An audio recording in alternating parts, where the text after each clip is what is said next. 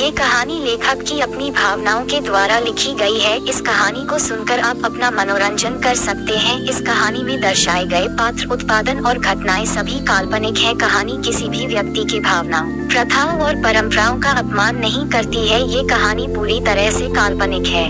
तिशा जैसे ही घर पहुंचती है तो देखती है घर के सारे लोग हॉल में खड़े हैं और उसी की तरफ देख रहे हैं। सबकी नज़ारे फील करते ही तिशा घबरा जाती है और अपने मन में कहती है, मुझे ऐसा क्यों लग रहा है जैसे कुछ तो होने वाला है। लेकिन फिर वो हमेशा की तरह अपने चेहरे पर एक प्यारी स्माइल लेकर अंदर आती है।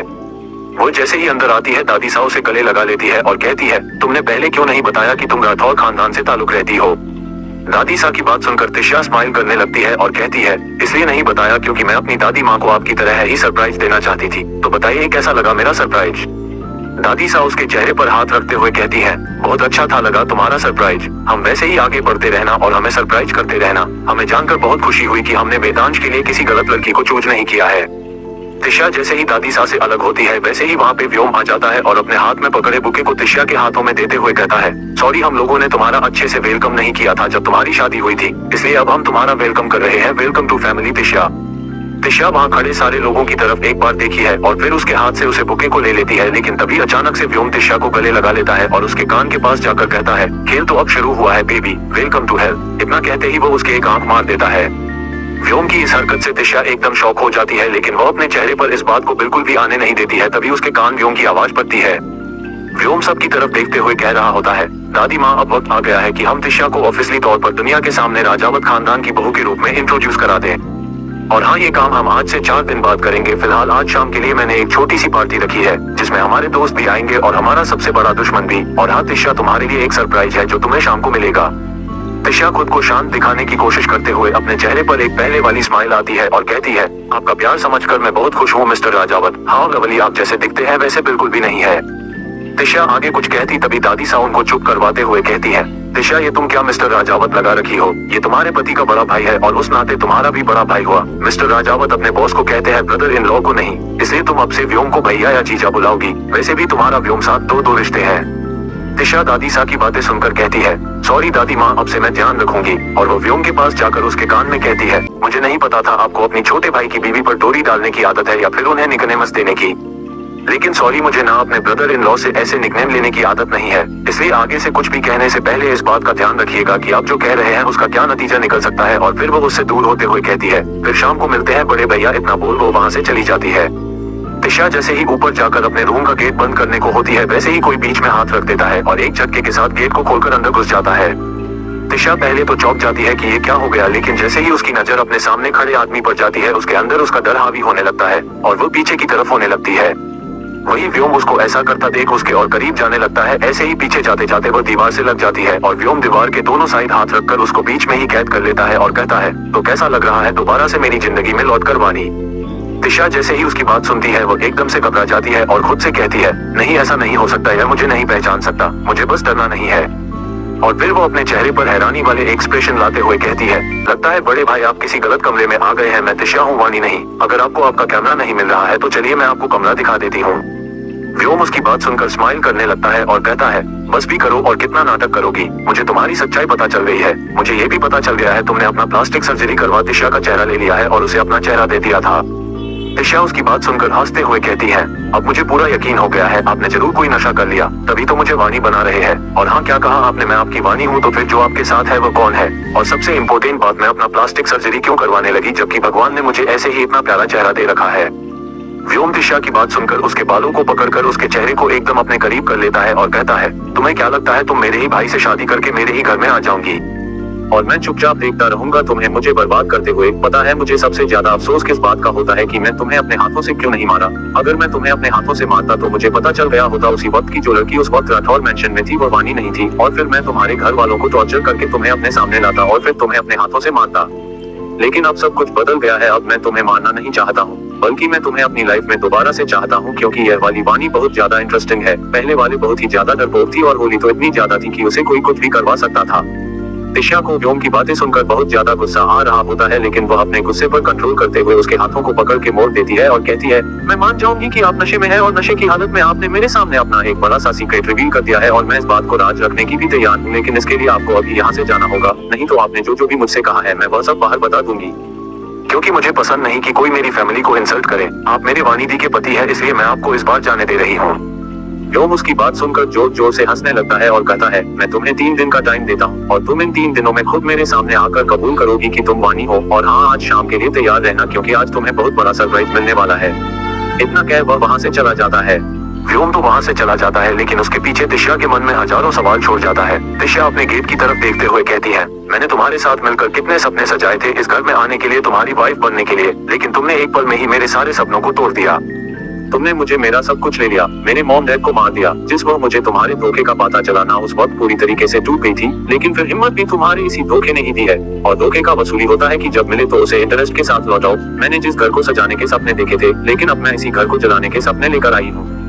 मेरी मॉम कहती थी, जब घर में नई दुल्हन आती है तो घर को खुशियों से, उम्मीद से, सपनों से भर देती है, लेकिन अब मैं अलग हूँ। मैं इस घर को, यहाँ के लोगों को जलाने आई हूँ अपने बदले की आग से। और मेरे इस बदले की आग में सबसे पहले तुम्हारी और तुम्हारे घर की मान सम्मान चलेगी। तुम मुझे क्या सरप्राइज दोगे? मैं तुम्हें सरप्राइज दूंगी जिसे तुम कभी भूल नहीं पाओगे।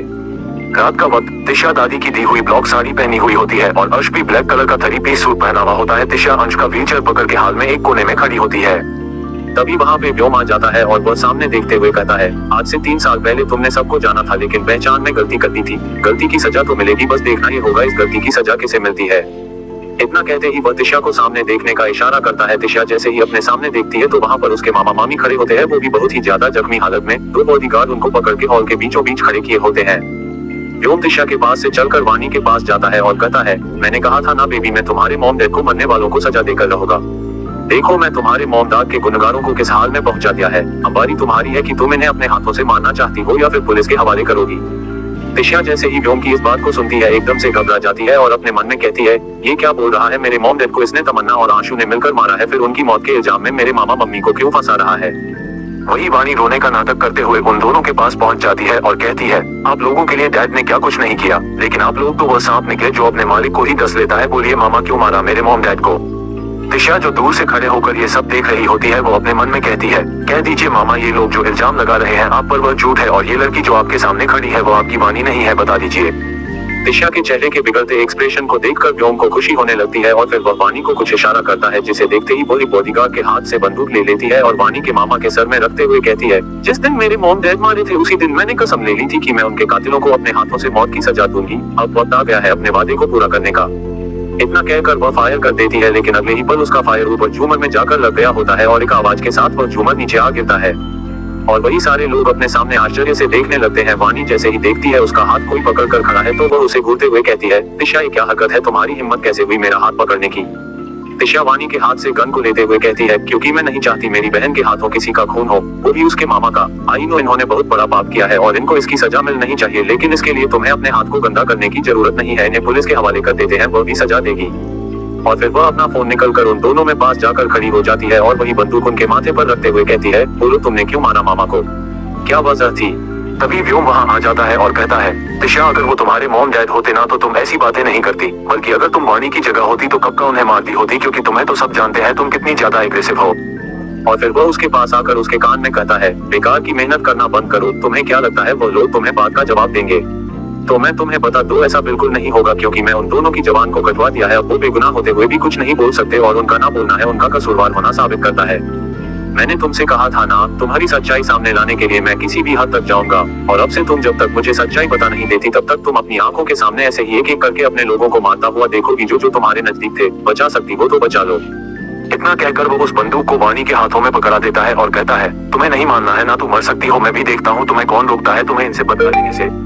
वही तिशा तो डर और शौक के मारे अपने जगह पे ही खड़ी होती है। उसका मन तो कर रहा होता है वो सबको बता दे कि इसके मामा मामी ने कुछ नहीं किया है, लेकिन वो मजबूर होती है कुछ ना करने को। उसकी आंखों में आंसू होते हैं, लेकिन वो रो नहीं पा रही होती है।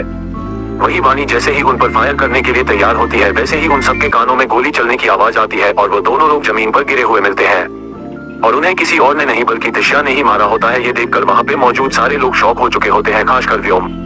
तिशा उन सब हैरान देखकर हंसने लगती है और कहती है, क्या हुआ आप लोग मुझे ऐसे क्यों देख रहे हो जैसे मैं बहुत बड़ा गुनाह कर दिया हो? मैंने तो बस उसे इंसान को सजा दी जो मेरे परिवार को चोट पहुंचाना चाह रहा था। मैं उस लोगों को कभी माफ नहीं करती हूँ जो मेरे अपनों को चोट पहुंचाते हैं। और फिर इन दोनों ने तो मेरे मामा मामी को मारकर गुनाह किया था, तो इन्हें कैसे जाने देती? दादी माँ तिशा के पास आते हुए कहती है, हाँ मैं मानती हूँ इन्होंने गलती किया था, लेकिन इसका मतलब यह नहीं है कि तुम इन्हें अपने हाथों से मारोगी। मैं इन्हें पुलिस के हवाले करने वाली थी ना।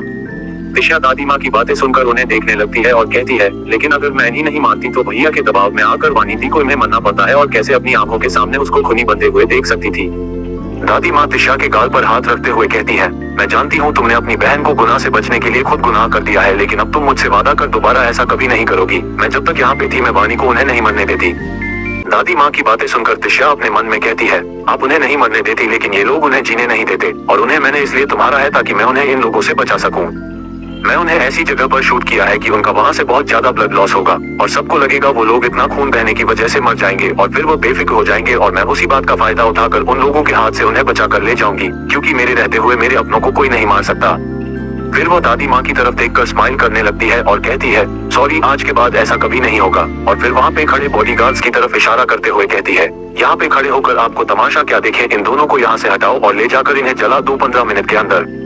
इतना बोलकर वो बिना किसी और की तरफ देख पीछे मुड़कर वहाँ से चली जाती है। फिर वो एक किनारे आकर अपना फोन निकालकर एक मयंक को मैसेज करते हुए कहती है, 15 मिनट है तुम्हारे पास उन लोगों को यहाँ से ले जाने के लिए, अगर तुम उन्हें यहाँ से बचाकर नहीं ले जा पाए तो मैं तुम्हें मार दूंगी। फिर वो चुपचाप से सबके साथ शामिल हो जाती है, व्योम को हैरान परेशान छोड़कर। फिर तिशा व्योम की तरफ देखते हुए अपने मन में कहती है, तुम्हारे प्यार में मैंने सब कुछ देख लिया, मौत भी और जिंदगी भी। मैंने लोगों को मारना भी सीख लिया। मैं तुम में से किसी को नहीं छोड़ूंगी। तुम सब ने एक मासूम लड़की को खूनी बनने पर मजबूर कर दिया। जिन आंखों में हमेशा प्यार बसता था उन आंखों में तुमने नफरत भर दी। मुझे मेरे मॉम डैड को छीन लिया, मेरे अपनों को मुझसे दूर कर दिया। अब मैं तुमसे इनका हिसाब चुकता करूंगी, व्योम राजावत। ये सब सोचते हुए वो ड्रिंक पर ड्रिंक किए जा रही होती है और उसे इस बात का खबर भी नहीं होता है। और वो अंश भी तिशा को गुस्से भरी नजरों से देख रहा होता है। उसे अब तिशा पे शक हो रहा होता है। वो तिशा को देखते हुए अपने मन में कहता है, लगता है अब वक्त आ गया है मेरे इस खेल को खत्म करने का और अपनी सच्चाई दुनिया के सामने लाने का, क्योंकि मेरी सच्चाई तुम्हारी हकीकत दिखाएगी मुझे। अब तुम्हारी सच्चाई जानना मेरे लिए बहुत जरूरी हो गया है। अब मुझे जानना है व्योम तुम्हारा कौन है। 1 घंटे बाद तिशा पूरी तरफ ड्रंक हो चुकी होती है और उसे शौर्य किसी तरह रूम में लाकर छोड़ती है और उसके पीछे ही शौर्य भी अंश को रूम में लाकर लेटा देता है और वहाँ से चला जाता है। उन दोनों के जाते ही अंश तिशा से बात करने की कोशिश करते हुए कहता है, तिशा जाकर गेट बंद करो। तिशा अपनी नशीली आंखों से उसे देखते हुए कहती है, ये तुम्हारा रूम है, तुम जाकर बंद करो, मैं क्यों करूं। और फिर अचानक से ही वो जोर जोर से रोने लगती है। तुम्हें पता भी है मैं कितना ज्यादा दुखी हूँ। ये कहते हुए वो इतने दोनों हाथ अंश के सामने कर देती है और आगे कहती है, मैंने अपनी इन्हीं हाथों से उन 2 लोगों पे गोली चला दी जिसके गोद में मैं खेला करती थी। मैं ऐसा कैसे कर सकती हूँ। अंश को उसकी बातें अच्छे से समझे में नहीं आती है और उसे डर भी लग रहा होता है कि कोई रूम में आना जाए, इसलिए वो खुद खड़ा होकर जाकर गेट बंद कर देता है। वो गेट बंद करके जैसे ही आता है वैसे ही तिशा उसके सामने आकर खड़ी हो जाती है और उसको पकड़कर एकदम से दीवार में लगा देती है और कहती है, तुम तो चल सकते हो, फिर तुम ना चलने का नाटक क्यों करते हो। क्या तुम भी मुझे धोखा देना चाहते हो उस व्योम की तरह। अंश जैसे ही तिशा के मुंह से व्योम का जिक्र सुनता है एकदम से अलर्ट हो जाता है और कहता है, क्या तुम व्योम पहले से जानती हो। I mean, उसने तुम्हें धोखा दिया है। तिशा अंश की बात सुनकर उसके कॉलर को छोड़ देते हैं और उसका हाथ पकड़कर बेड के पास लाती है और उसे बैठाते हुए कहती है, हाँ उसने मुझे धोखा दिया है और फिर उसने मुझे मार दिया, लेकिन पता है तुम्हें, मैं फिर से वापस से जिंदा हो गई। अंश उसकी बातें सुनकर उसे एक कंज्यूरिंग सा लुक देते हुए कहता है, क्या मतलब है तुम्हारा। तिशा अंश के माथे पे ठोकते हुए कहती है, अरे यार तुम कितने बुद्धू हो, तुम्हें मेरी इतनी सी बात समझ में नहीं आई। देखो ध्यान से सुनो, मैं नावानी हूँ जिसे व्योम ने अपने प्यार के जाल में फंसाया और फिर आंशु के साथ मिलकर मेरा रेप करवा कर मेरे मॉम डैड के साथ मुझे मेरे ही घर में जलाकर मार दिया और उसने मेरा हड्डी निकालकर उस नकली वानी को दे दिया। तिशा की बातें सुनकर अंश अपने सर पकड़ लेता है क्योंकि उसे एक भी बात समझ में नहीं आ रही होती है, क्योंकि अगर हकीकत में हमारी नजरों से ही देखा जाए तो कोई मार कर वापस कैसे आ सकता है। और फिर वो तिशा से कहता है, देखो मुझे तुम्हारी कोई बात समझ में नहीं आई, इसलिए क्या तुम मुझे डिटेल में समझ सकती हो। तिशा अपना मुंह बंदे हुए कहती है, अरे मैं ये बोल रही थी ना कि मैं वानी हूँ, मतलब मेरा फेस तिशा का है, लेकिन जो बोल रही है ना वो वानी है। अब समझ में आया। अंश, नहीं, अरे मैं अब तुम्हें लास्ट बार समझाऊंगी। जब मैं मरी थी ना तो मेरी आत्मा तिशा के अंदर आ गई थी और फिर तिशा मार गई थी और वानी तिशा में जिंदा हो गई थी, समझे। अंश अपना सर हिलाते हुए कहता है, बिल्कुल मैं समझ गया, ड्रंक लोगों से कभी बातें नहीं करना चाहिए, नहीं तो वो लोग आपका समय और सर दोनों खा जाएंगे। वही वहाँ पे 2 लोग ऐसे भी होते हैं जो तिशा की बातों को सुन चुके होते हैं और अंश को बात करते हुए देख रहे होते हैं। तिशा अंश की बात सुनकर अपना मुंह फुला लेती है और कहती है, जाओ, मैं नहीं कर रही तुमसे बात, तुम मेरी बात ही समझ रहे हो और तुमने मुझसे झूठ भी बोला। तुम भी उस व्योम की तरह है, जैसे उसने मुझे धोखा दिया वैसे तुम भी मुझे धोखा दोगे ना। अंश उसकी बात सुनकर बहुत ज्यादा गुस्से में आ जाता है क्योंकि उसे यह सोचकर ही गुस्सा आ रहा होता है कि तिशा व्योम को जानती है। वही रूम में एक कोने में वेद खड़ा होता है और तिशा की एक एक बात को ध्यान से सुन रहा होता है और उसे नोटिस भी कर रहा होता है। लेकिन उसके अलावा उस रूम के विंडो से कोई और भी तिशा की सारी बातों को सुन चुका होता है, लेकिन वो शौक से नहीं डर से कांप रहा होता है और फिर सबकी नजरों से बचते हुए वहां से निकल जाता है। वही तिशा अंश के गालों को पकड़ लेती है और कहती है, अरे यार तुम इतने हैंडसम क्यों, और तुम अब तक कहाँ छुपे थे, तुम्हें मेरे पास पहले आना चाहिए था ना, तो फिर मुझे तुमसे प्यार हो जाता और मैं उस व्योम के चक्कर में भी नहीं पड़ती। अंश तिशा की बात सुनकर इरिटेट हो जाता है और फिर वो उसके गालों को पकड़ के दबाते हुए कहता है, अगर अब तुमने एक बार फिर उसका नाम दिया ना तो मैं तुम्हारी टांग को काट दूंगा। तिशा उसकी बात सुनकर अपने होठों पर अपनी उंगली रख लेती है और फिर एकदम से अपनी उंगली हटाकर उसके बालों को पकड़ लेती है और कहती है, तुम्हारी हिम्मत कैसे हुई वानी राठौर को धमकी देने की, मैं तुम्हारे बाल नोच लूंगी। अंश तिशा से अपने बालों को छुड़वाने की कोशिश करते हुए कहता है, अरे मेरी माँ माफ कर दो, गलती हो गई जो इस वक्त मैं तुमसे बहस करने बैठ गया। लेकिन तिशा उसके बालों को छोड़ ही नहीं रही होती है। तभी एक बड़ा सा हाथ आता है और अंश के बालों से तिशा के हाथों को दूर कर देता है। तिशा की नजर जैसे ही अपने सामने जाती है उसका मुंह खुला का खुला रह जाता है और वो अपनी बड़ी बड़ी आंखें करके सामने देखने लगती है और फिर एकदम से चिल्लाते हुए कहती है, भूत भूत भूत आ गया, कोई बचाओ मुझे, नहीं तो ये भूत मुझे खा जाएगा। वह आगे चिल्ला पाती उससे पहले ही वेद अपना हाथ बढ़ाकर उसका मुंह बंद कर देता है और फिर उसको घूरते हुए कहता है, अगर तुमने चिल्लाना बंद नहीं किया तो मैं तुम्हें सच्ची में खा जाऊंगा। उसकी बातें सुनकर तिशा अपने मुंह पर से उसका हाथ हटाती है और अंश के बगल में जाकर बैठ जाती है और फिर अपने सामने देखते हुए कहती है, अरे मैं तो भूल ही गई थी कि भूत होते ही नहीं है, और वैसे भी तुम भूत थोड़ी हो, तुम तो वेदांश के परछाई हो। लेकिन एक मिनट, ये कहते हुए वह वेद के पास आ जाती है और उसके नोच को टच करते हुए कहती है, अगर तुम उसके परछाई हो तो तुम्हारे एक्सप्रेशन अलग क्यों दिखाई दे रहे हैं मुझे। वेद उसके हाथों को हटाते हुए कहता है, क्योंकि तुम नशे में हो ना इसलिए। तिशा उसकी बात सुनकर कहती है, ओ मैं नशे में हूँ, लेकिन नशे में क्यों हूँ। अंश, क्योंकि बेबी डॉल आपने बहुत सारी ड्रिंक कर रखी है इसलिए आप नशे में हो। कहाँ है बेबी डॉल, मुझे क्यों नहीं देख रही है। तिशा अपने चारों तरफ देखते हुए कहती है। अंश उसकी बात सुनकर हंसने लगता है और कहता है, वो बेबी डॉल तो तुम ही हो, इसलिए तुम्हें दिखाई नहीं दे रही है। तिशा उसकी बात सुनकर अपने फेस पर हाथ रख लेती है और फिर शर्माते हुए कहती है, सच्ची में मैं बेबी डॉल हूँ, क्या मैं इतनी खूबसूरत हूँ। फिर वह वेद के और करीब जाते हुए उसके गालों को पकड़ लेती है और कहती है, पता मैंने ना कभी बाहर की दुनिया नहीं देखी थी, क्योंकि डैड मुझे कभी बाहर निकलने नहीं देते थे। मैं ना बस हैंडसम लड़कों को टीवी पर ही देखी थी, लेकिन देखो ना आज मेरे पास तो दो हैंडसम लड़के हैं। वेद उसकी बातें सुनकर कहता है, हाँ तो अब क्या करना है। तिशा उसकी बात सुनकर उसके हाथ को पकड़ के हक कर लेती है और कहती है, मैं तुमसे चिपकने आई हूँ, अब हम पति पत्नी है तो साथ साथ रहेंगे ना। अरे चिपको ना, कहाँ जा रहे हो, मुझसे चिपको, मुझे ऐसे ही हमारे बाहों में रहना, ये तुम्हारी बहें मुझे बहुत सुकून देती है। और फिर एकदम से उसके गालों को पकड़ लेती है और कहती है, क्या मैं किस कर सकती हूँ, ये तुम्हारे रेड रेड लिप्स मुझे बहुत अट्रैक्टिव लग रहे हैं। ये कहते हुए वो उसके लिप्स पे उंगलियां चलने लगती है। वेद उसके हाथों को दूर करते हुए कहता है, रुक जाओ, नहीं तो फिर तुम्हें बाद में बहुत पछतावा होने वाला है।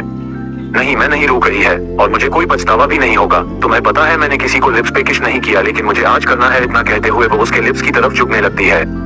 उसको ऐसा करता देख वेद का गला सूखने लगता है और के शरीर में गर्मी बढ़ने लगती है, लेकिन तिशा वेद के लिप्स के उसके कंधे पर लुढ़क जाती है और अपनी आंखें बंद कर लेती है। ये देखकर जाया वेद का मुंह बन जाता है। वही अंश अपना पेट पकड़कर जोर जोर से हंसने लगता है और कहता है, कोई नहीं भाई, इतना अपसेट मत हो, अगली बार वह जरूर आपको किस करेगी। वेद उसकी बात सुनकर उसे कहने लगता है और कहता है, जो मुझे चाहिए होता है वह बस चाहिए होता है, वेद करना मुझे नहीं आता है, ये बात तो तुम्हें अच्छे से पता होगी। फिर तिशा अपनी आंखें बंद किए हुए बड़बड़ाते हुए कहती है, मैं व्योम से तो प्यार करती थी ना। जैसे ही वो दोनों तिशा के मुंह से व्योम का नाम सुनते हैं तो उनका गुस्सा तो सातवें आसमान पर पहुंच जाता है। वो दोनों अपनी लाल आंखों के साथ तिशा को घूरने लगते हैं और अगले ही पल वेद गुस्से में अपने होठायु के होठों पर रखे हुए था। वह उसे फोर्सफुली किस कर रहा था, जैसे उस पर अपना गुस्सा निकाल रहा हो। वही अंश अभी भी उसे घूरे जा रहा था। वही तिशा अभी नशे की हालत में सो रही थी। तभी उसे वेद की किस की वजह से सांस लेने में परेशानी होने लगती है, जिसकी वजह से वह अपनी आंखों को जबरदस्ती खोलती है। तो इस समय अपने आंखों के सामने दो धुंधले से चेहरे दिखाई दे रहे होते हैं। उन चेहरों को देखकर तिशा अपने दोनों हाथ को उन चेहरों के पास लती हुई कहती है, तुम दोनों फिर से आ गए, मैंने कहा था ना मुझे तुम्हें किस करना है।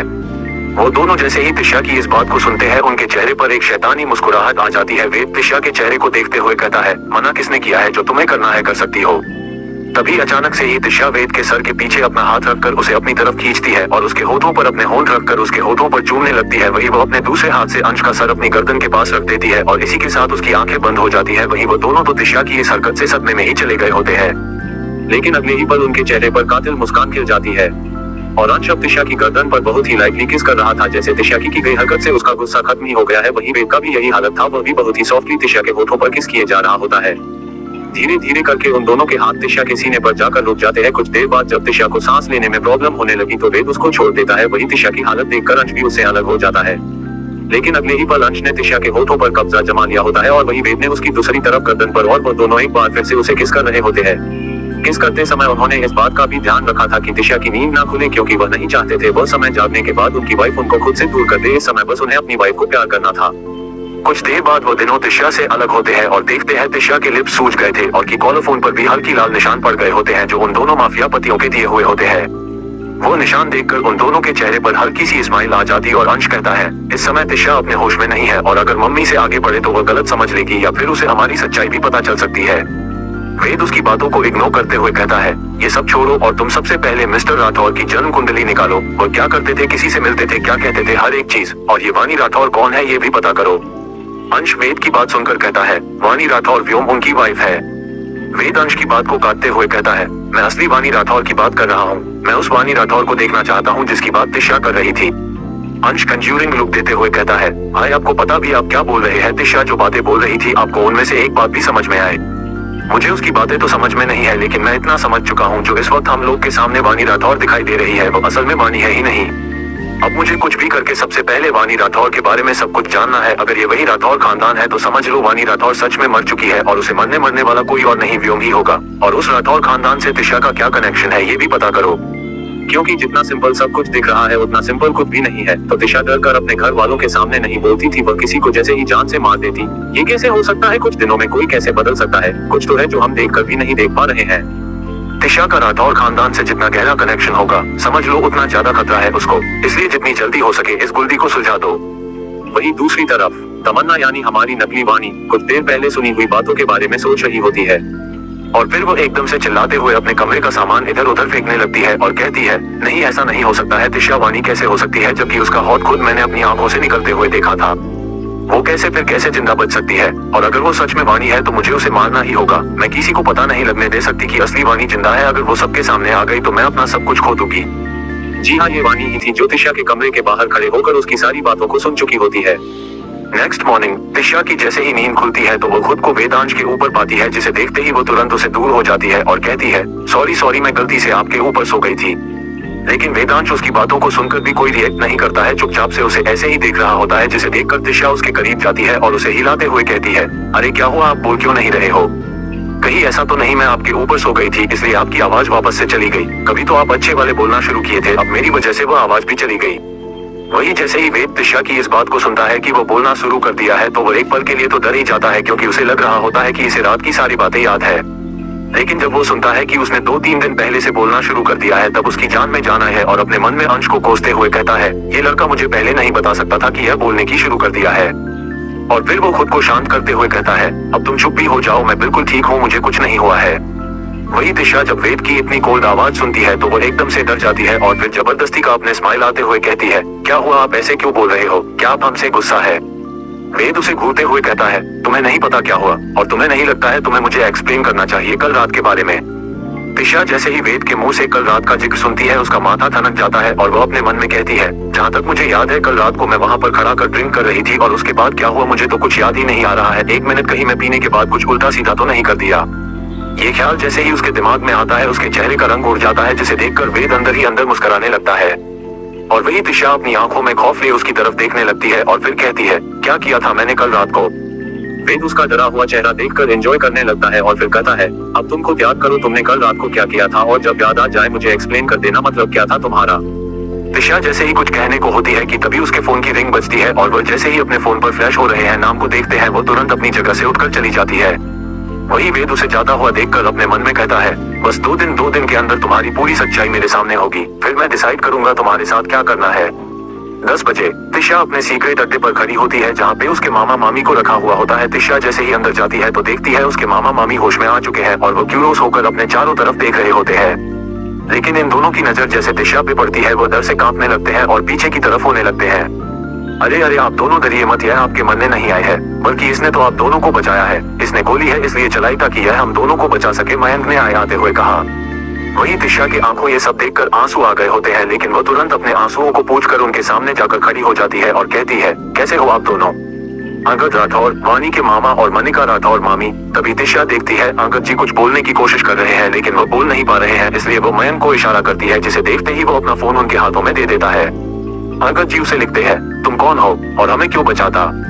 तिशा उनकी बातों को सुनकर अपने मन में कहती है, अगर मैं उनसे बोलूं कि मैं वानी हूँ और मरकर फिर वापस आई हूँ तो इन्हीं लहंगा में इन लोगों के साथ कोई गेम खेलने की कोशिश कर रही हूँ या फिर मैं कोई पागल हूँ, इससे बेहतर है मैं इन्हें वही कहानी बताऊं जो मैंने मयंक को बताया है।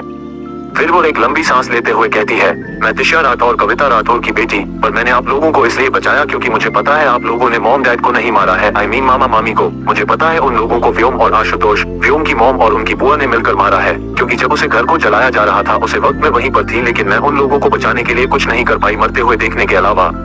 अंगद जी जैसे ही सुनते हैं कि वो कविता राठौर की बेटी है तो उनके आंखों से आंसू बहने लगते हैं और फिर वो टाइप करते हुए कहते हैं, वानी और उसके मॉम डैड के मरने के बाद व्योम ने एक एक करके उन सारे लोगों को मारना स्टार्ट कर दिया जिन्हें राठौर परिवार जानता था, जो वानी को जानता था, और जो व्योम की वाइफ है वो वानी नहीं है। तिशा उनके लिखे हुए शब्दों को पढ़कर हंसने लगती है और कहती है, मुझे पता है वो वानी नहीं है क्योंकि वो तो खुद वानी के कातिलों में से एक है। तभी अंगद जी को याद आता है और उनकी आंखों से आंसू बहने लगते हैं और फिर वो जल्दी जल्दी टाइप करते हुए उसे पर लिखते हैं, प्लीज अगर तुमने हम दोनों को बचा लिया है तो हमारी बेटी को भी बचा लो क्योंकि अब व्योम उसे भी मार देगा। व्योम के पहुंचने से पहले तुम पहुंच जाओ उसके पास और उसे बचा लो, मैं तुम्हारे पाँव पड़ता हूँ। एक सुनसान सी जगह एक बंद पड़े फैक्ट्री के अंदर एक लड़की डरी सहमी खड़ी होती है और उसके सामने एक आदमी बंदूक लेकर खड़ा होता है और उसे फैक्ट्री के अगल भी बहुत सारे आदमी होते हैं। वो आदमी उस लड़की को देखते हुए कहता है, देखो तुम दिखने में कितनी खूबसूरत हो, अभी तुम्हारी अच्छी खासी पूरी जिंदगी पड़ी है जीने के लिए, लेकिन फिर भी तुम्हें मरना पड़ा है सिर्फ इस गलती की वजह से क्योंकि तुमने उसे खानदान में जन्म लिया है जिस खानदान की पूरे इंसान से मेरे बॉस नफरत करते हैं। क्या जरूरत है तुम्हें उसे खानदान में पैदा होने की, भगवान से कह नहीं सकती थी तुम्हें किसी और के घर में पैदा कर दे। वो लड़की उस आदमी की बात सुनकर उसे गुस्से से देखते हुए कहती है, मुझे ना कोई अफसोस नहीं है उसे घर में पैदा होने का, अगर मुझे 100 बार भी मौत मिले ना तो भी मैं दोबारा भी उसी घर में जन्म लेना चाहूंगी, से कम मेरे घर वाले तुम्हारे बस की तरह राक्षस तो नहीं है।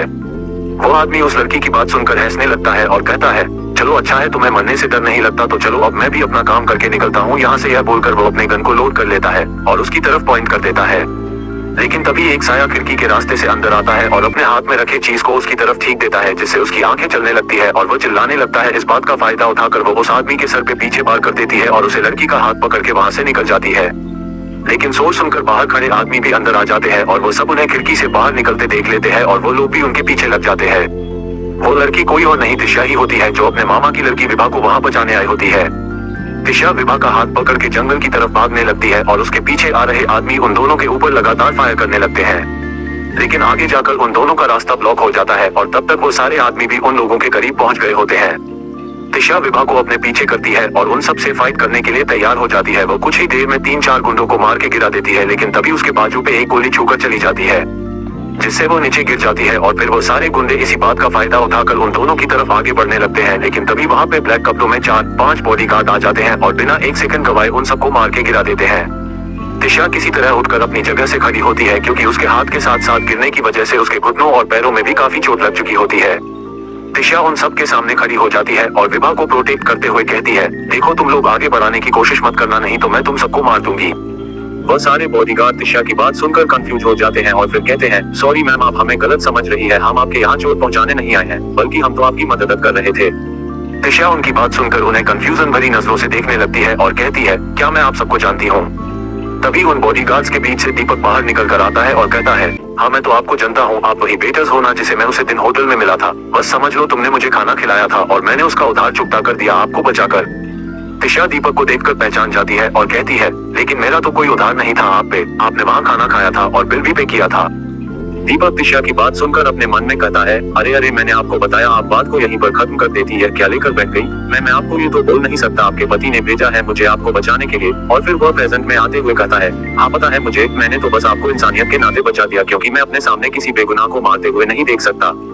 तिशा पेड़ का सहारा लेकर खड़ी होती है और कहती है, थैंक यू, यह एहसान मैं जिंदगी भर नहीं भूलूंगी, वक्त आने पर मैं आपका एहसान को जरूर लौटाऊंगी।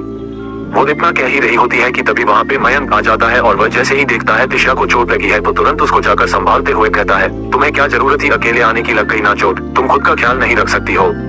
मयंक को ऐसे तिशा को डांटते देखकर दीपक की आंखें छोटी हो जाती है और वो अपने मन में कहता है, अब ये कौन है और ये मैम को कैसे जानता है, इसके बिहेवियर को तो देखकर ऐसा लग रहा है जैसे ये मैडम के बहुत करीब है, क्या ये भी उनके आशिकों में से एक है? अगर ऐसा हुआ तो मुझे लगता है बॉस को जल्दी ही कुछ करना होगा, नहीं तो मैम के आसपास तो इतने हैंडसम लड़के रहते हैं, क्या पता वो किसी और के साथ चलेंगे तो। नहीं ऐसा नहीं हो सकता।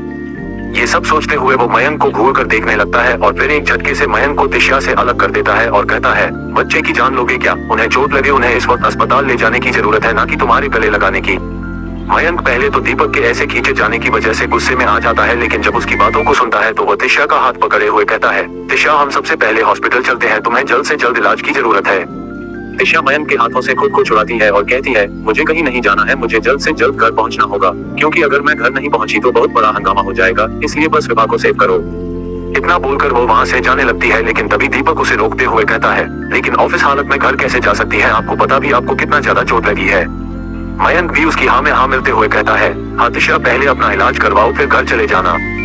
तिशा उन दोनों की बात सुनकर उन्हें गुस्से से घूरने लगती है, जैसे अभी उन्हें अपने आंखों से ही मार डालेगी, और ये देखते ही उन दोनों की बोलती बंद हो जाती है। तिशा फिर आगे जाते हुए कहती है, मयंक, विभा को लेकर जितनी जल्दी हो सके उतनी जल्दी यहाँ से चले जाओ, और हाँ, अगर शेखर रसिया है तो मैं तुम्हें जान से मार दूंगी, इस बात का भी ध्यान रखना। वही तिशा के जाते ही दीपक मयंक के पीछे पड़ जाता है और कहता है, वैसे ये खूबसूरत लड़की जो अभी यहाँ से गई वो तुम्हारी क्या लगती है? मयंक उसे घूरते हुए कहता है, तुम होते कौन हो मुझे ये सवाल करने वाले? माना कि तुमने उसकी जान बचाई है, इसका मतलब यह नहीं कि तुम खुद भी कर सकते हो। तुमने उसकी जान बचाई है, इसलिए यह को कार कभी तुम्हें किसी चीज की या मेरी हेल्प की जरूरत पड़े तो इस पर कॉल कर लेना। इतना कहकर वो विभा को गोद में उठा लेता है, क्योंकि विभा उसी वक्त बेहोश हो गई होती है जब वो लोग उन पे हमला कर रहे होते हैं। मयंक के जाते ही दीपक अपने हाथ में पकड़े कार को देखता है और कहता है, हाँ, मुझे तुम्हारी जरूरत तो पड़ने वाली है, क्योंकि यह मुझे तुम्हारे में जानना जो है। चलो अब मुझे अपने बॉस को खबर करना चाहिए। इतना कहकर वो वेद को कॉल लगा देता है। 2 रिंग होते ही उधार से वेद की कोल्ड आवाज सुनाई देती है, क्या पता चला? दीपक वेद को वहाँ की एक एक डिटेल देते हुए कहता है, सर मैम को गोली भी लगी हुई है, उन्हें ट्रीटमेंट की जरूरत है। वेद जैसे ही सुनता है तिशा को गोली लगी है, वो उन सब पे चिल्लाते हुए कहता है, तुम लोग कर क्या रहे थे जो उसे गोली लग गई? तुम लोग को उसके पीछे इसलिए रखा है ताकि उसे प्रोटेक्ट कर सकूं, इसलिए नहीं रखा है कि वो तुम लोग की देख रहे इसमें घायल होती रहे। और आज जिसने भी उसके ऊपर गोली चलाई है वो मुझे जिंदा चाहिए, अपने अड्डे पर मैं उसे अपने हाथों से मौत दूंगा। वही दूसरी तरफ एक आदमी अपने हाथ में पड़े हुए फोन को लेकर डर से कहां पर होता है, लेकिन फिर वो हिम्मत करके सामने से बोल रहे हैं इंसान को जवाब देते हुए कहता है, बॉस तो भाग गई। तभी उधर से व्योम की गुस्से भरी आवाज सुनाई देती है, तुम सबके रहते हुए एक मामूली सी लड़की वहां से कैसे भाग सकती है? वो आदमी व्योम के बात का जवाब देते हुए कहता है, सर वो यहाँ से अकेले नहीं भागी है, उसे यहाँ से एक लड़की लेकर गई है। व्योम जैसे ही उस आदमी की बात सुनता है उसकी आंखें छोटी हो जाती है और वो उसे लड़की के डिटेल को बताने को कहता है। वो आदमी जैसे ही उस लड़की के एक डिटेल को बताना स्टार्ट करता है, व्योम के चेहरे पर स्माइल आ जाती है और वो कहता है, ओ तो तुमने एक्शन लेना स्टार्ट कर ही दिया। थोड़ी देर बाद तिशा खिड़की के रास्ते से अपने रूम में आती है और सीधे क्लोजेट रूम के अंदर चली जाती है और मेडिकल किट ढूंढने लगती है और खुद से कहती है, इससे पहले मेरे जख्मों को कोई देख मुझे इस छुपाना होगा, क्योंकि मुझे जहाँ तक पता है अभी तक व्योम के आदमी होने से कॉल करके सब कुछ बता दिया होगा और वो यहाँ पर किसी भी वक्त आता ही होगा मुझे चेक करने के लिए। वो इतना बोल ही रही होती है कि तभी उसके रूम से बाहर से गेट लॉक करने की आवाज आने लगती है। उस आवाज को सुनते ही तिशा फ्रस्ट्रेशन से अपनी आंखें बंद कर लेती है और फिर वहाँ से एक कपड़ा उठाकर जल्दीबाजी में अपने हाथों पर लपेट लेती है और अपने पहनने के लिए दूसरे कपड़े देखने लगती है। तभी तिशा की बाजार फुल लेंथ वाली नाइट गाउन पर पड़ती है, वो उसे उठाकर जल्दी से पहन लेते हैं क्योंकि उसकी स्लिप भी फुल होता है। फिर वो रूम में आकर अपने बालों को इधर उधर भी कर देती है ताकि लगे वो अभी सोकर उठी है।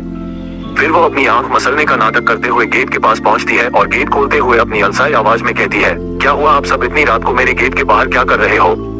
फिर अपनी आंखें खोलकर दादी माँ से कहती है, सॉरी दादी माँ, मैंने आपको दिखा नहीं, कोई काम था क्या? दादी माँ उसके गालों को छूते हुए कहती है, अरे नहीं बेटा, कोई काम नहीं था, हम तो बस यहाँ पर इसलिए आए थे क्योंकि एक बॉडीगार्ड बता रहा था कि घर में कोई घुस आया है। हम लोगों ने सारा रूम चेक कर लिया, एक तुम्हारा ही रूम बाकी रह गया था, इसलिए हम यहाँ पर आ गए।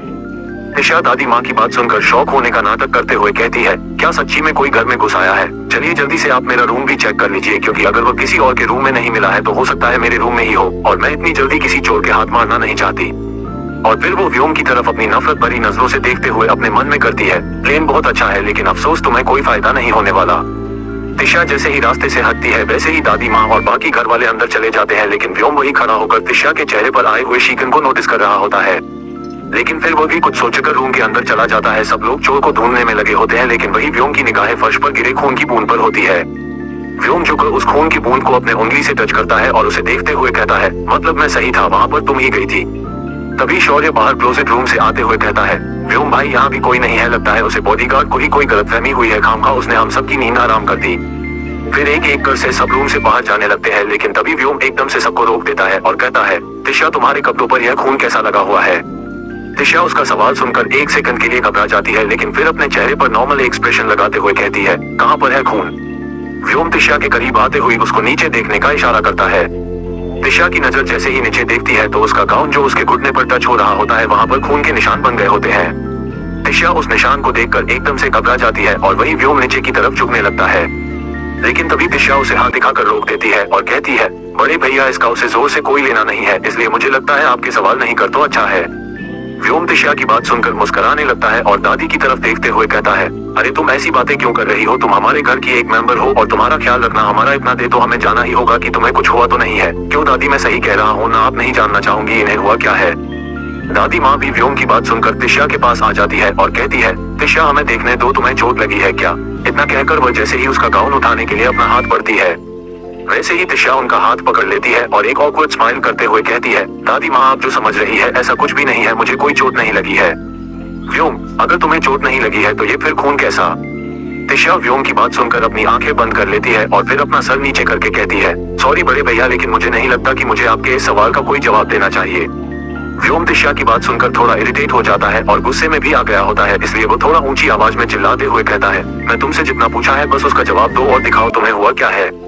तिशा व्योम की बात सुनकर अपना सर नीचे झुका लेती है और फिर कहती है, अच्छा ठीक है, जब आप सुनना चाहते हैं तो मैं आपको बता ही देता हूँ, मेरे पीरियड आए हुए हैं और वहाँ पे ब्लड कैसे लगा ये भी एक्सप्लेन करना हो तो बता सकते हैं, मैं कर देती हूँ एक्सप्लेन। व्योम कुछ कहने वाला ही होता है कि तभी दादी माँ उसे हाथ दिखाकर चुप कर देती है और कहती है, बस बहुत हो गया व्योम, बोलो मत, वो तुम्हारी छोटे भाई की वाइफ है और तुम मुझसे ऐसी कोई भी सवाल नहीं पूछ सकते हो, कुछ तो शर्म करो। सॉरी दादी, गलती हो गई, इतना बोलकर वो वहाँ से चला जाता है। और वही उसको जाते हुए देख तिशा के चेहरे पर एक स्माइल आ जाती है और कहती है, ये तो बस शुरुआत है तुम्हारे हारने की, आगे आगे बस देखते जाओ मैं तुम्हारे साथ क्या क्या करती हूँ। थोड़ी देर बाद सबके जाते ही तिशा गेट को बंद करती है और फिर वह जैसे ही क्लोजेट रूम की तरफ अपना पर बढ़ती है वैसे ही उसे चक्कर आने लगते हैं। वह गिरती उससे पहले ही कोई उसे अपनी मजबूत बाहों में थाम लेता है। वही वह अपनी दूसरी नजरों से सामने खड़े इंसान को देखते हैं, क्या तुम चल, इतना इतना कहते ही वह उसके बाहों में ही बेहोश हो जाती है। वेद तिशा को उसके गिरने से पहले ही अपने बाहों में ले लिया होता है और फिर वो उसे ले जाकर बेड पर सुलाता है और उसके पीले पड़ चुके चेहरे को देखते हुए कहता है, ऐसा भी क्या है जिसके लिए तुम इतना दर्द सहने को तैयार हो? इतना बोल वो क्लोजेट रूम में जाकर मेडिकल किट लेकर बाहर आता है और फिर झिझकते हुए तिशा के ड्रेस को निकलता है।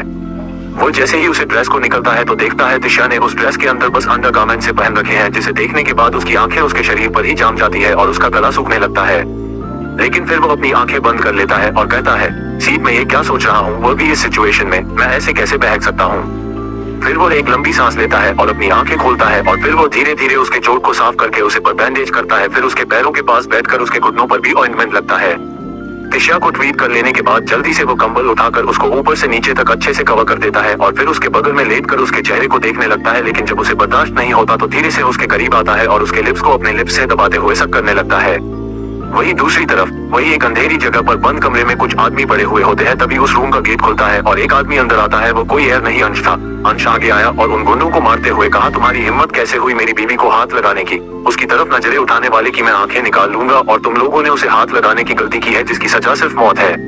अंश ने आगे चीखते हुए कहा, बीवी है वो मेरी, अंश राजावत की बीवी है, कैसे कैसे हाथ लगाया तुम लोगों ने उसे? अंश की पूरी बॉडी गुस्से से आग की तरह जल रही, उसका पूरा फेस अंगारे की तरह लाल था, उसकी आंखों में खून सवार था। वो गुंडों को इतनी बेरहमी से पीट रहा था। वो गुंडे अधमरे हो चुके थे लेकिन अंश वो पागल हो चुका था। वो उन्हें पंच किक से मारते मारते उन गुंडों की बॉडी की सारी हड्डियां को तोड़ दी थी। तभी अचानक से वहाँ पर दीपक आता है और अंश के पास जाकर उसे पीछे से पकड़ते हुए कहा कहता है, बॉस बस कीजिए, मार जाएंगे वो। अंश ने गुस्से में चीखते हुए कहा, मर जाने दो, इन्होंने मेरी बीवी को हाथ कैसे लगाया? अंश पूरा भीग चुका था लेकिन वो अभी भी गुस्से की आग में जल रहा था। अंश ने गुंडे को जो अधमरा हो चुका था उसके पेट पर किक करते हुए कहा, इन्होंने मेरी तिशा को टच कैसे किया? तभी दीपक अपनी एक बार और कोशिश करते हुए कहता है, प्लीज बॉस अब इन्हें छोड़ दीजिए, हमें इसे ये भी तो पता करना है इन्हें किसने भेजा था। तिशा की जैसे ही नींद खुलती है तो वो देखती है उसकी नजर सबसे पहले वेदांश पर पड़ती है जो तिशा को गोद में लेकर सोया हुआ होता है। तिशा मुस्कुराते हुए उसके चेहरे पर हाथ घूमने लगती है लेकिन तभी वो कुछ नोटिस करती है जैसे देखकर उसकी आंखें बड़ी बड़ी हो जाती है। वो खुद को देखते हुए कहती है, जहाँ तक मुझे याद था मैंने तो सोनी वक्त अपने कपड़े पहने हुए थे और वेदांश में भी अपना कपड़ा पहना था, लेकिन अभी हम दोनों के ही शरीर पर कपड़े नहीं है। कहीं ऐसा तो नहीं कल रात को हम दोनों के बीच कुछ हुआ हो? फिर खुद ले गाल पे मारते हुए कहती है, नहीं नहीं ऐसा नहीं हो सकता है, ये पॉसिबल ही नहीं है। तभी वेद धीरे से अपनी आंखें खोलता है और कहता है, बिल्कुल पॉसिबल है, अगर तुम चाहो तो हम एक बार ट्राई करके देख सकते हैं। तिशा जैसे ही अपने बगल से आवाज सुनती है वो तुरंत उसकी तरफ घूम जाती हो एकदम से कहती है, क्या? वेद उसके करीब आकर उसके कमर को पकड़कर उसे अपने और करीब कर लेता है और की आंखों में देखते हुए कहता है, वही जो तुम सोच रही थी कि कहीं हम दोनों के बीच वो सब हो तो नहीं गया? डॉन दी बड़ी, हम दोनों के बीच कुछ नहीं हुआ है, अगर मुझे कभी कुछ करना होगा तो मैं तुम्हें बात की करूंगा। वेद की बातें सुनकर तिशा की आंखें बड़ी बड़ी हो जाती है और वो वेद से खुद को छुड़ाते हुए कहती है, आप मेरे ही पति होना या कोई और, आप सुबह इतनी बेशर्मी वाली बातें कैसे कर सकते हैं? वेद अपनी हंसी को कंट्रोल करते हुए कहता है, ये सही है, तुम इतनी सुबह उन सब चीजों के बारे में सोचो तो सही, और मैं कहूँ तो बेशर्म। वेद की बातें सुनकर तिशा का चेहरा लाल पड़ जाता है और वह उसे खुद से दूर धक्का देते हुए एकदम से उठकर बैठ जाती है, लेकिन अब नहीं पर उसके मुंह से एक दर्द भरी चीख निकल जाती है। वेद तिशा की चीख सुनकर उसे डांटते हुए कहता है, जब तुम्हें पता है कि चोट लगी है तो ढंग से बैठ नहीं सकती हो। तिशा उसकी बात सुनकर कुछ कहने की वाली होती है, लेकिन जब उसे ख्याल आता है अभी वेद ने क्या कहा है तो वह एकदम से चुप हो जाती है और उसकी तरफ डर भरी नजरों से देखने लगती है और अपने आप को देखते हुए अपने मन में कहती है, मेरे चोटों को ट्रीट लिया गया है, इसका मतलब मेरे चोट के बारे में सब घर वालों को पता चल चुका है। तिशा ये सब सोच ही रही होती है कि तभी वेद की आवाज आती है, घर में किसी को पता नहीं है कि तुम्हें चोट लगी है, लेकिन हाँ अगली बार जब ऐसे रात को छुपाकर घर से बाहर जाओ तो खुद को जख्मी करके वापस मत आना। वेद की बातें सुनकर तिशा उसको शक भरी नजर से देखने लगती है और कहती है, आपको कैसे पता मैं घर से बाहर गई थी और मुझे चोट लगी है और मुझे ट्रीट किसने किया था? वेद उसकी बातें सुनकर नहीं एकदम सीरियस हो जाता है और उसे घूरते हुए कहता है, मैं यहाँ पे पड़ा हुआ हूँ, इसका मतलब यह नहीं है कि मैं कुछ कर नहीं सकता।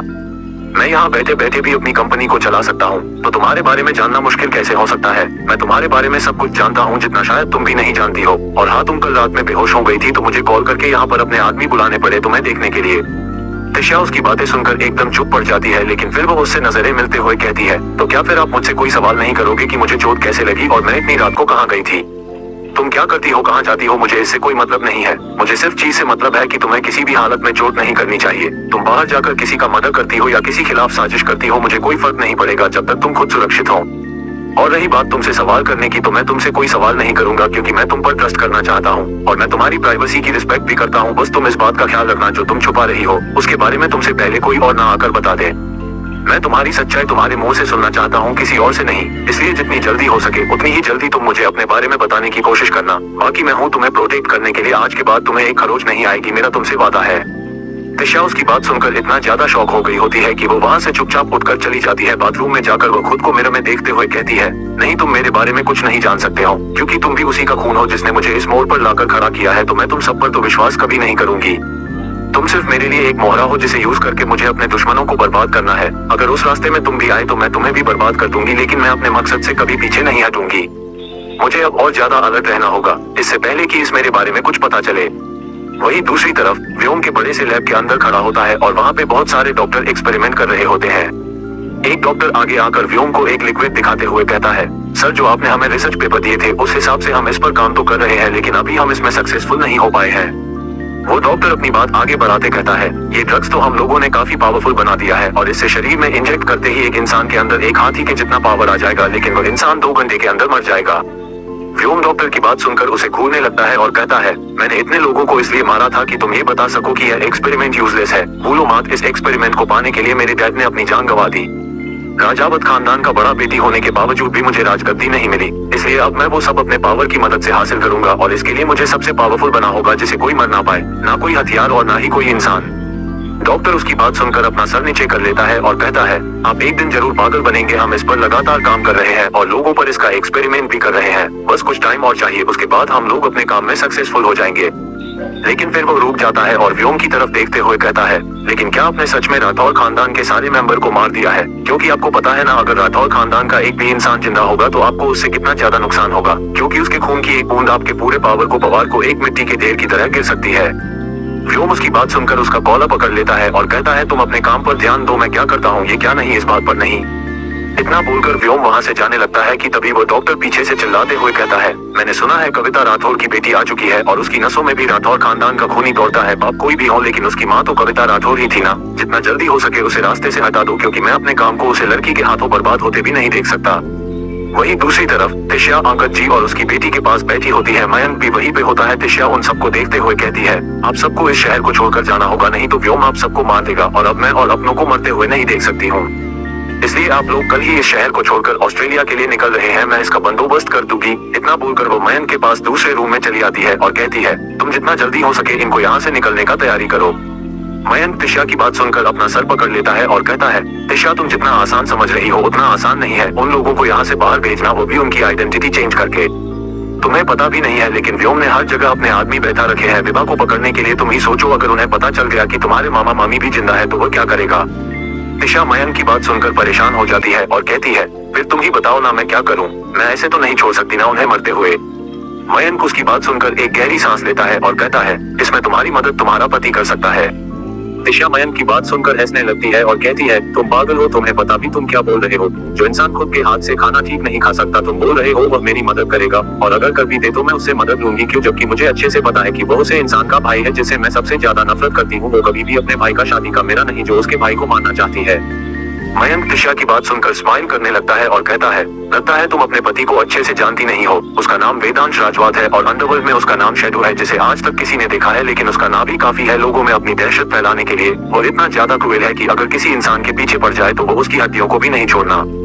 और रही बात अपने भाई का साथ देने की, तो कभी नहीं देगा, क्योंकि वो हमेशा सच्चाई के साथ खड़ा होता है। वो बुरा है लेकिन सिर्फ बुरे लोगों के लिए, अच्छों के लिए बहुत अच्छा है।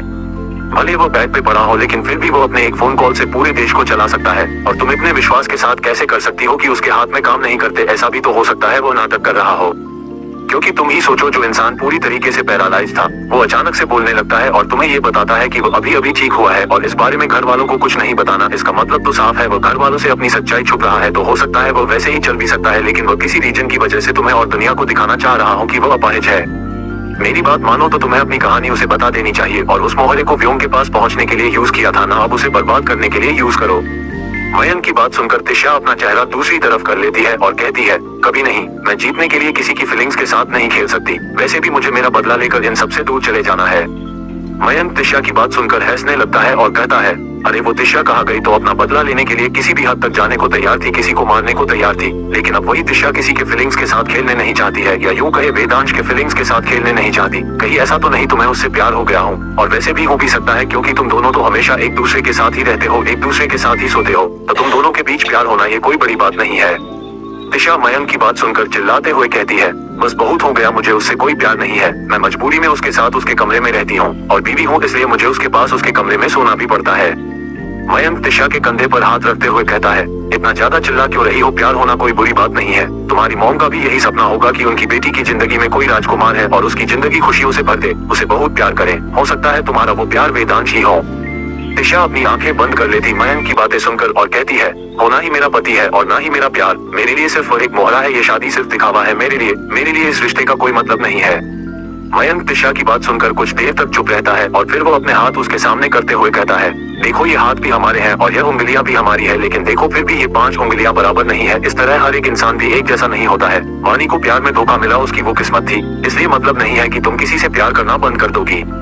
जरूरी नहीं है जो मेरे साथ हुआ या वानी के साथ हुआ वो तुम्हारे साथ भी हो। मैं तुम्हें अपनी दोस्त और अपनी बहन मानता हूँ और मैं चाहता हूँ तुम हमेशा खुश रहो, और तुम्हें कैसे इंसान की जरूरत है जो तुम्हें खुश रख सके, और वो वेदांश ही है जो तुम्हें इस दुनिया से प्रोटेक्शन कर सकता है और तुम्हें खुश भी रख सकता है। मयंक की बातें सुनकर तिशा अपने मन में कहती है, मैं कैसे बताऊं तुम्हें कि जिस वानी को प्यार में धोखा मिला वो वानी मैं ही हूँ, जिसे सो कॉल्ड प्यार की वजह से मारना पड़ा वो मैं ही। और अब मुझे चाहे अपनी और अपने मॉम डैड के मौत का बदला लेने के लिए अगर मुझे वेदांश को ही क्यों ना मरना पड़े, मैं वो भी करूंगी, लेकिन मैं अब इतनी दूर जाकर पीछे नहीं हटूंगी। तभी मयंक की आवाज आती है, वो एक फाइल आगे करते हुए कहता है, वेदांश भी बिल्कुल तुम्हारी तरह है, उसने भी अपनों को अपनी आंखों के सामने ऐसे ही मारते हुए देखा है जैसे तुमने देखा है। कितनी अजीब बात है ना, तुम जिसे अपने बदले के लिए मार भी सकती हो वो भी तुम्हारी तरह है, अंदर से टूटा हुआ। और फनी बात यह है जिसे तुम दोनों को ऐसा बनाया वो भी सेम है। वेदांश का जो हाल है उसके पीछे व्योम ही है। तिशा अब क्या करूंगी, अब भी तुम वेदांश को अपने दुश्मन की भाई की नजर से ही देखोगी या अभी तुम उसे करने का प्लान करोगी? तिशा मयंक की बात का जवाब देते हुए कहती है, मेरे लिए अब भी कुछ नहीं बदला है, मैंने जैसे प्लान बनाया था वैसे ही सब कुछ करूंगी। उसका दर्द उसके खून से अलग तो नहीं करता, वो अब भी मेरे लिए मोहरा है जो मुझे मेरे खेल में जिताएगा। ओ तिशा, तुमने फिर से झूठ बोला, मयंक ने तिशा को देखते हुए कहा। तिशा अपना फेस दूसरी तरफ करते हुए कहती है, नहीं ये झूठ नहीं है। अच्छा ये झूठ नहीं है तो फिर तुम्हारी आंखों में आंसू क्यों है? देखो ये आंसू भी सच्चे हैं और तुम्हारी फीलिंग्स भी, मयंक ने तिशा को देखते हुए कहा। तिशा अपने फेस को टच करके देखते हैं तो वो सच में इस वक्त रो रही होती है। वो ये देखकर रूम से बाहर निकलने लगती है, तभी उसके पीछे मयंक जाते हुए कहता है, अरे अरे कहाँ जा रही हो? तिशा के आंसू हमेशा उसका झूठा पड़वा देते हैं ना। तिशा, बदले के रास्ते पर चलते चलते ना कभी कभी हम उसी तरह बन जाते हैं जिससे हम बदला लेने वाले हैं। और मैं नहीं चाहता तुम भी उस व्योम की तरह बन जाओ। तुम्हें वानी का बदला लेना है ले लेना, लेकिन तुम खुद के लिए भी तो जीना सीखो। अगर तुम अपना सब कुछ बदला लेने में ही निकाल लोगे तो फिर तुम बदला लेने के बाद क्या करोगे? कभी सोचा है जब व्योम खत्म हो जाएगा तो तुम्हारा जीने का मकसद क्या होगा? सोचा है? इसलिए कह रहा हूँ, तुम अपनी जिंदगी में किसी ऐसे प्रश्न बोला जो तुम्हें प्यार करना सिखाए, जो आगे चलकर तुम्हारी जिंदगी बन। तुम्हें सबसे पहले भरोसा करना सीखना होगा। तुम वापस से पहले जैसी हो जाओ। तिशा अपने आंसू साफ करते हुए कहती है, बस बहुत हो गया, मैं कुछ बोल नहीं रही हूँ। इसका मतलब यह नहीं है कि तुम कुछ भी बोलते जाओगे। तुम बोल रहे हो मैं वापस से पहले जैसी हो जाओ, लोगों पे भरोसा करूँ, उनसे प्यार करूँ और फिर धोखा खाओ। भूलो मत मैं यहाँ आज उस प्यार में धोखे की वजह से हूँ। अगर वाणी उस व्योम के प्यार में कभी नहीं पड़ती तो आज वो जिंदा होती और मैं यहाँ कभी नहीं होती। मैं यहाँ पे वाणी के प्यार की वजह से, उसकी कमजोरी की वजह से और उसकी भरोसे की वजह से यहाँ पहुंची हूँ और मैं उसकी तरह कमजोर नहीं पड़ सकती। मयंक दिशा के गुस्से को देखते हुए कहता है, ओके ओके रिलैक्स दिशा, चलो हम एक गेम देखते हैं। वेदांश के लिए मैं तुमसे एक सवाल पूछूंगा और तुम्हें बस उसका जवाब देना है। सिंपल गेम है। तो जबकि तुम्हें कोई टच करता है तो तुम्हें गिनाती है। तुम किसी को अपने 2 कदम दायरे में नहीं आने देती हो, तो फिर तुम एक रूम में एक बेड पे वेदांश के साथ कैसे रह लेती हो? अब प्लीज यह मत कहना कि तुम सोफे पर सोती हो। मयंक की बात सुनकर दिशा वेदांश और अपने करीबियों को याद करने लगती है कि वो कैसे उसके सीने से लगकर सोती है, कैसे उठने से पहले उसके माथे पे किश करती है और कैसे जब उसे रात में बुरे सपने आते हैं तो उसे गले लगाती है। ये सब सोचते हुए वो मयंक की बातों का जवाब नहीं दे पाती है, जिसे देखकर मयंक हंसने लगता है और कहता है, देखो कैसे उसके बारे में सोचते ही तुम्हारे चेहरे पर सुकून दिखाई दे रहा है। उसके बाद ही तुम ये बोल रहे हो कि तुम्हारा उससे कोई रिश्ता नहीं है, तुम्हारे दिल में उसके लिए कोई फीलिंग नहीं है। ऐसा नहीं है, तुम्हारा दिल तुम्हारे जाने से पहले ही वेदांश पे आ गया हो।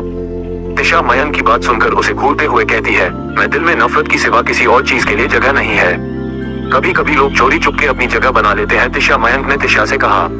दिशा मयंक की बात सुनकर हंसते हुए कहती है, फिर तो ये प्यार ही नहीं है, क्योंकि जो छुपा कर की जाए वो गलती होती है, प्यार नहीं। और मेरे पास गलती करने का वक्त नहीं है। और जानते तो मयंक, ये जो खेल है ना, ये दिमाग का नहीं है, दिल का खेल है। क्योंकि दिमाग सही और गलत में फर्क जानता है और दिल कोई फर्क नहीं करता। वो दोनों बात कर ही रहे होते हैं कि तभी गेट खिलता है और विभा अंदर आते हुए कहती है, सॉरी जो मैंने आप दोनों की बातें सुनी, लेकिन दिशा जैसे तुम वाणी दी की छोटी बहन हो वैसे मेरी भी छोटी बहन हुई। और जहाँ तक मुझे पता है वाणी दी कभी ये नहीं चाहेगी कि उसकी वजह से उनके अपने जीना छोड़ दे। हम लोग भी जी रहे हैं ना, अपनी लाइफ में आगे बढ़ रहे हैं ना वाणी दी के बिना, वैसे ही आपको भी सब कुछ भूल कर आगे बढ़ना चाहिए।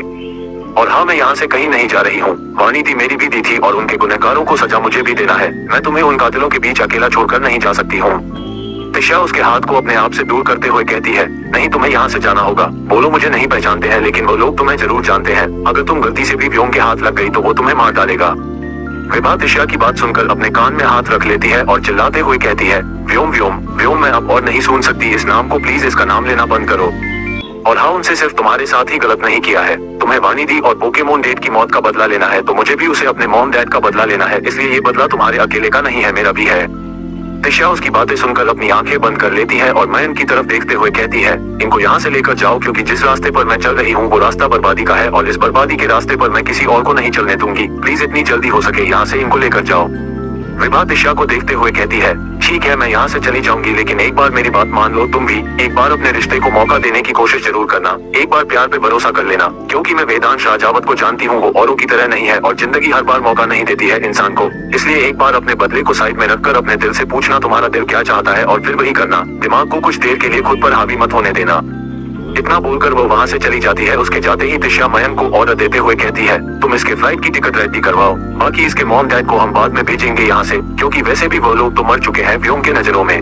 दोस्तों, आप हमारी वीडियो को लाइक और सब्सक्राइब नहीं करते हैं, प्लीज प्लीज लाइक और सब्सक्राइब कर दिया कीजिए। इससे हमें अच्छा लगता है कि आपको हमारी वीडियो पसंद आई और इसी तरह हम और भी अच्छी स्टोरी आपके लिए आगे भी लाते रहेंगे। एपिसोड में लगातार बने रहने के लिए चैनल को लाइक और सब्सक्राइब कर लीजिए।